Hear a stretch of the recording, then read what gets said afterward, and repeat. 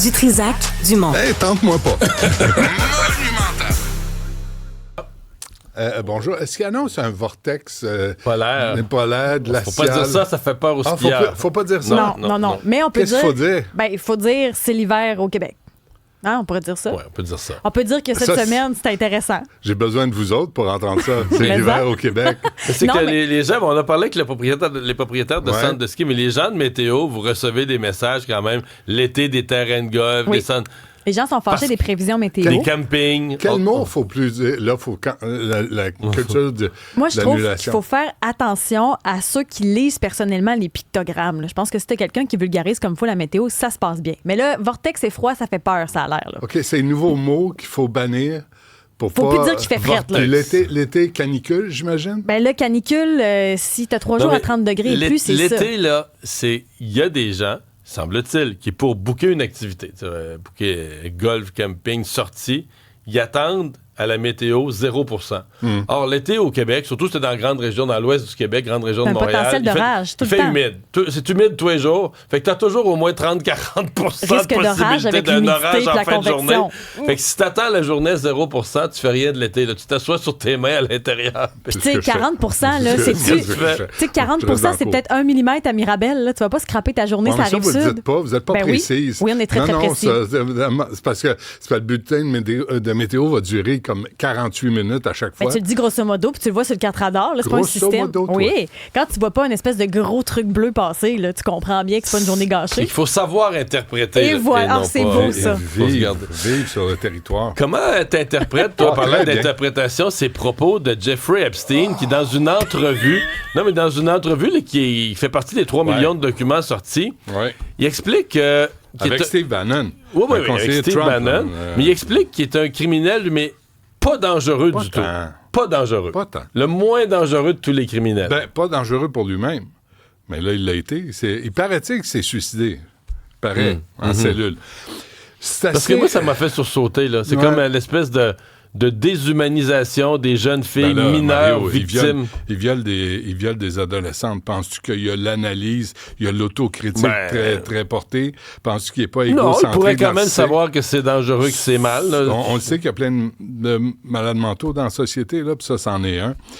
Moi, c'est drôle comment toutes les Epstein Files, la filière Epstein, intéressent peu au Canada puis au Québec, je trouve. On en parle un peu, mais...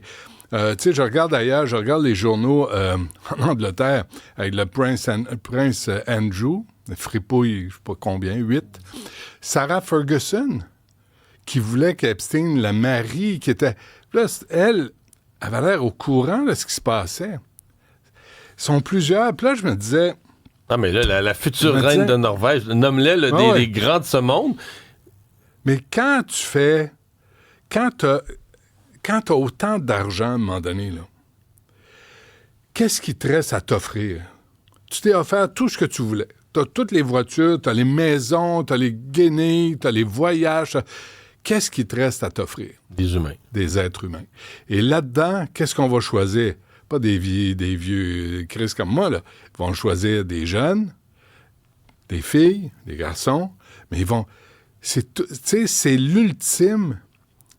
Même pas conquête, là, l'ultime possession quand t'as tout.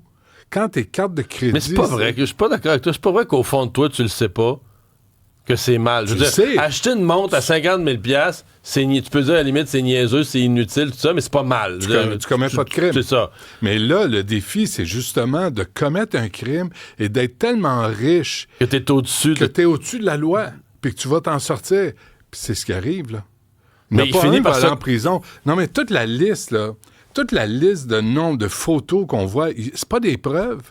Il y a toujours une entourloupette pour dire « Ah, c'était un petit coin-coin, j'ai brisé la relation dès que j'ai su que c'était un pervers puis c'était un pédophile. » Puis là, ben oui, sont où les preuves où tu vois... Parce qu'il avait l'air d'être un pervers à temps plein, là. Écoute. Au premier coup d'œil, là. Ouais, puis il faisait du temps supplémentaire. Ouais, c'est ça. Gramouille. Mais toute sa gang de richissimes qui ont eu le pouvoir, le président des États-Unis, puis la monarchie, puis là, des gens... Tu sais, là, on sort Richard Branson de Virgin, Bill Gates. Là, tout ce qu'on a à dire, c'est pas vrai. Dans le sens, ils sont conseillés par leurs avocats et ils disent « Fais juste nier, ne fais que nier jusqu'à temps qu'il y ait une preuve. » Mais surtout que la justice américaine dit il n'y aura plus de procès là-dessus, c'est fini. On enterre tout ça. Puis Epstein, là, il était connu. Il y a un documentaire extraordinaire à son sujet là, où on révèle qu'il avait été arrêté en Floride. Puis il avait eu des passe-droits. Puis il sortait de prison. Il y avait une peine à purger, mais il a purgé pas mal quand ça y tentait. Puis il sortait pas mal quand il voulait. Puis il y avait une influence, probablement parce qu'il faisait du chantage avec les gens en position de décision. Mais c'est une horreur, cette affaire-là, et il n'y aura jamais de conséquences réelles. Là, l'autre fripouille, le Prince Andrew, là, il a été désavoué par sa famille, la monarchie, mais il est encore mouché, torché, là. Il n'est pas dans la rue, cette grosse fripouille-là. Fait que, moi, je lis ça, puis je pense que j'ai arrêté de lire. Et surtout qu'il y a des photos qui sortent. Puis là, tu n'es plus sûr, à cause de l'intelligence artificielle, à savoir, est-ce que ce sont de vraies photos? Est-ce que cette personne-là est impliquée ou pas? Je vais donner un exemple. Je dis pas qu'il fait partie des filières Epstein, là, mais Bono, là, le chanteur de U2, le donneur de leçons, là, le fatigant, a des photos qui sortent, lui, avec 2 adolescentes ou vraiment 2 jeunes femmes. Il y en a une qui a des marques au poignet. Et là, ce qui circule, c'est bon, Bono, on faisait. Moi, là, j'ai aucun moyen de vérifier si c'est vrai. Puis imagine si c'est faux. Imagine que c'est un autre contexte, cette photo-là. Puis là, on l'associe à Epstein. Fait que c'est vraiment l'horreur, parce que les vrais coupables subiront jamais de conséquences. Puis les rumeurs, les potins peuvent détruire des noms puis des carrières. Enfin. Est-ce que Marois Risky peut revenir dans le caucus? Ben, en fait, j'aimerais poser la question double. Est-ce qu'elle doit revenir dans ton esprit? Si Charles Milliard devient chef, là, est-ce qu'il doit ramener Marois Risky dans le caucus libéral? Est-ce qu'elle peut revenir dans le caucus libéral? Écoute, c'est Charles Milliard qui va décider. Moi, ce que je constate, c'est je pense qu'on comprend pas, la population, là, on réalise pas à quel point Marois Risky a du courage. Se frotter à l'establishment libéral, vraiment les plus puissants au Québec et au Canada, il faut le faire quand même. Dénoncer les entourloupettes, là, comme Marois Risky a fait, vouloir passer de l'argent puis de contrevenir aux règles fondamentales, tu le sais mieux que moi, en politique. Je pense qu'on ne réalise pas à quel point cette femme-là se tient debout devant une méchante gang parce que les ministres libéraux désavoués, disons ça de même, là, ils ne sont pas restés au chômage longtemps.